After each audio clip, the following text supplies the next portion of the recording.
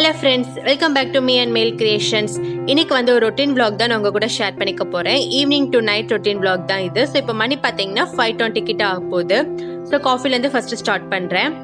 நாங்கள் எப்போவுமே filter coffee தான் யூஸ் பண்ணுவோம். மார்னிங்கே வந்து நாங்கள் ஃபில்டர் காஃபி ரெடி பண்ணிடுவோம், அப்போ தான் ஃப்ரெஷ்ஷாக இருக்கும்னு சொல்லிட்டு. பட் ஈவினிங் பார்த்தீங்கன்னா இந்த டிகாஷன் வந்து உங்களுக்கு ஃப்ரெஷ்ஷாக இருக்காது. ஸோ இந்த டிகாஷனை வந்து நீங்கள் காஃபி கலந்தீங்கன்னா அந்த அளவுக்கு உங்களுக்கு காஃபி டேஸ்ட்டாக இருக்காது. ஸோ நீங்கள் காஃபி கலக்கிறதுக்கு முன்னாடி இந்த மாதிரி டிகாஷனை வந்து ஒரு பாத்திரத்தில் ஊற்றி சுட வச்சிடலாம். இப்படி நீங்கள் பண்ணும்போது காஃபி டேஸ்ட் வந்து சூப்பராக இருக்கும்.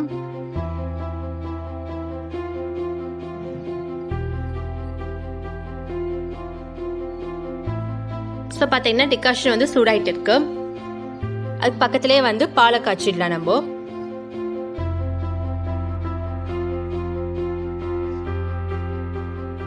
ஸோ இப்போ டிகாஷன் நல்லா கொதிக்க ஆரம்பிச்சிருச்சு. இப்போ நம்ம வந்து கேஸ் ஸ்டவ் ஆஃப் பண்ணிடுறேன்.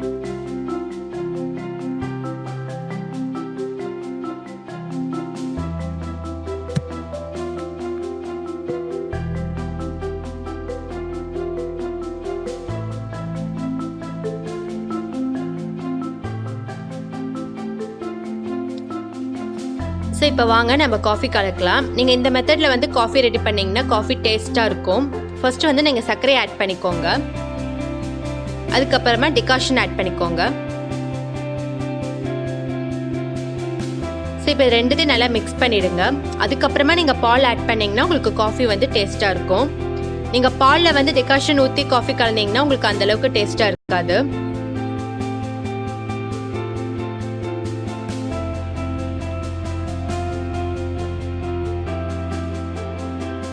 ஸோ இப்போ இதில் வந்து நான் பால் ஆட் பண்ணுறேன்.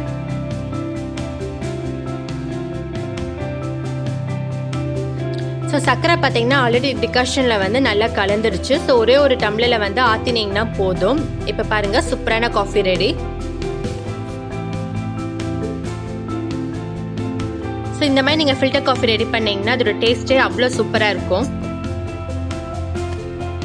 நைட்டுக்கு வந்து டிஃபன் ரெடி பண்ணலாம். நான் வந்து இன்றைக்கி சென்னா மசாலாவும் சப்பாத்தியும் பண்ணலான் இருக்கேன். ஸோ முன்னாடியே வந்து நான் கொண்டைக்கடலை வந்து நல்லா ஊற வச்சுட்டேன். ஒரு 8 மணி நேரமாவது தண்ணியில் வந்து கொண்டைக்கடலை நல்லா ஊறணும், அப்போ தான் டக்குன்னு வேகும். ஸோ குக்கரில் வந்து அந்த கொண்டைக்கடலை வந்து வேக வச்சிடலாம்.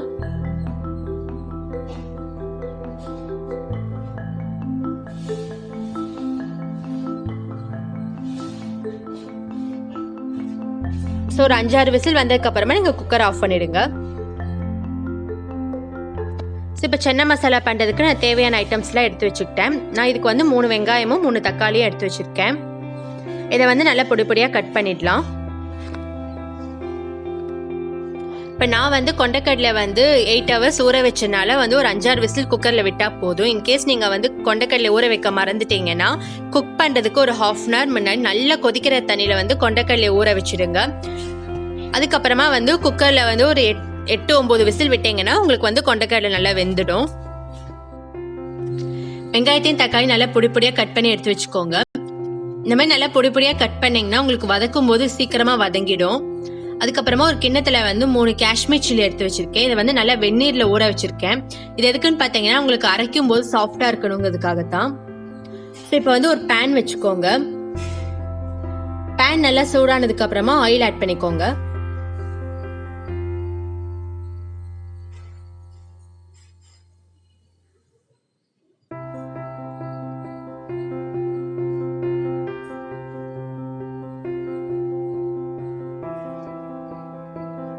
எண்ணெய் கொஞ்சம் சூடானதுக்கு அப்புறமா நம்ம கட் பண்ணி வச்ச வெங்காயத்தை ஆட் பண்ணிடலாம்.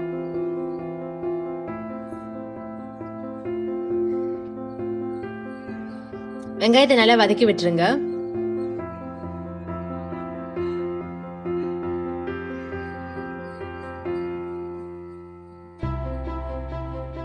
ஸோ வெங்காயம் கொஞ்சமா வதங்கினதுக்கு அப்புறமா இஞ்சி பூண்டு விழுது ஆட் பண்ணிக்கலாம்.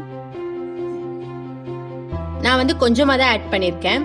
உங்களுக்கு டேஸ்ட்டுக்கு தகுந்த மாதிரி உங்களுக்கு எவ்வளோ பிடிக்குமோ நீங்கள் அவ்வளோ இஞ்சி பூண்டு விழுது ஆட் பண்ணிக்கோங்க. ஏன்னா சில பேத்துக்கு அதோட ஸ்மெல் பிடிக்காது, சில பேத்துக்கு பிடிக்கும். ஸோ டேஸ்ட்டுக்கு தகுந்த மாதிரி இஞ்சி பூண்டு விழுது சேர்த்துக்கோங்க. அதுக்கப்புறம் கட் பண்ணி வச்ச தக்காளி ஆட் பண்ணிக்கோங்க.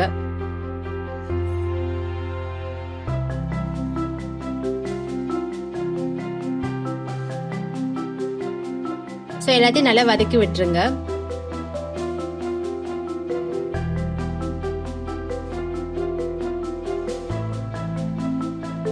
லாஸ்டா வந்து ஊற வச்ச காஷ்மீர் சில்லியும் ஆட் பண்ணிக்கோங்க.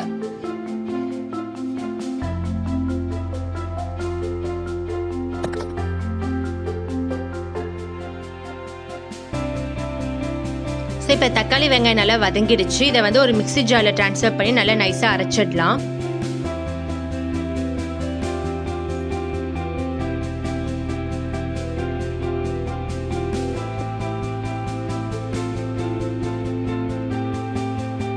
இப்போ அந்த தக்காளி வெங்காயத்தை வந்து நல்லா நைஸா அரைச்சாச்சு. இப்போ பேன் நல்லா சூடாகட்டும்.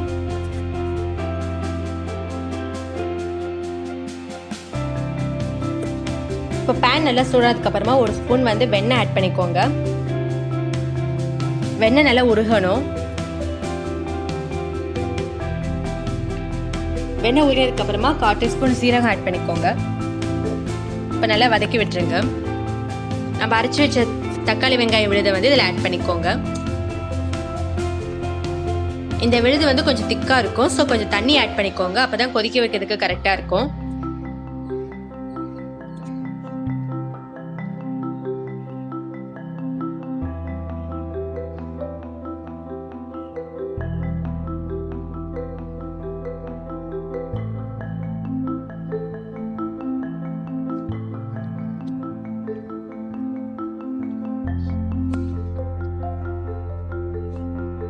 இப்போ வந்து கலருக்காக மஞ்சள் பொடி ஆட் பண்ணிக்கலாம். காரத்துக்கு ஏற்ப காரப்பொடி ஆட் பண்ணிக்கோங்க. டேஸ்டுக்காக சால்ட் ஆட் பண்ணிக்கோங்க. இப்போ எல்லாத்தையும் நல்லா மிக்ஸ் பண்ணி ஒரு 5 மினிட்ஸ் நல்லா கொதிக்க விடுங்க. ஒரு 5 நிமிஷம் கொதிச்சதுக்கு அப்புறமா நம்ம வேக வச்ச கொண்டைக்கடலையை வந்து இதில் ஆட் பண்ணிடலாம்.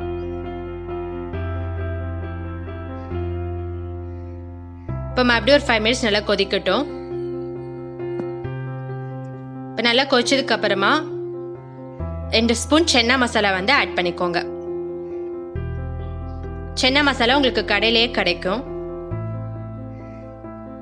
இப்போ எல்லாத்தையும் நல்லா மிக்ஸ் பண்ணி கொதிக்க விட்டுருங்க. ஒரு 5 மினிட்ஸ் கொதிச்சதுக்கு அப்புறமா நீங்க ஆஃப் பண்ணிடுங்க.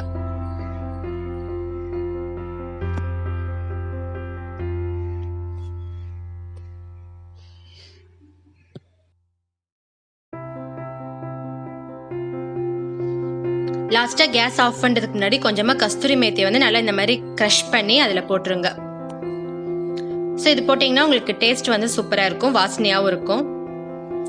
ஸோ இப்போ சென்னா மசாலா வந்து சூப்பரா ரெடி ஆயிடுச்சு. இதை வந்து நீங்க இப்ப சர்வ் பண்ணலாம்.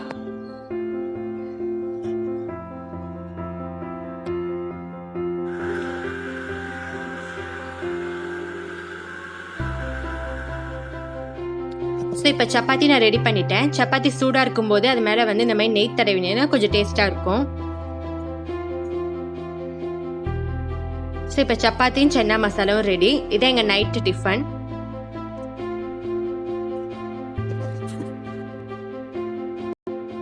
இந்த வீடியோ உங்களுக்கு பிடிச்சிருக்குன்னு நினைக்கிறேன்.